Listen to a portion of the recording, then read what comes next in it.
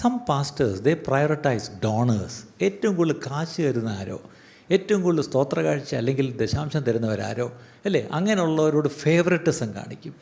പിന്നെ ഫേവററ്റിസം കാണിക്കുന്നത് influential families. എന്താണ്?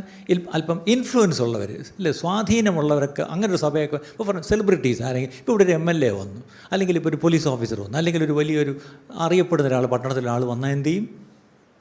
എല്ലാവരും കൂടെ അതിൻ്റെ പുറകെ. പിന്നെ ചിലപ്പോഴെങ്കിലും പാസ്റ്റർമാർക്ക് ദേ ഷോ ഫേവററ്റിസം ആരോടാണെന്നറിയാം? Useful members. ആരാണ്?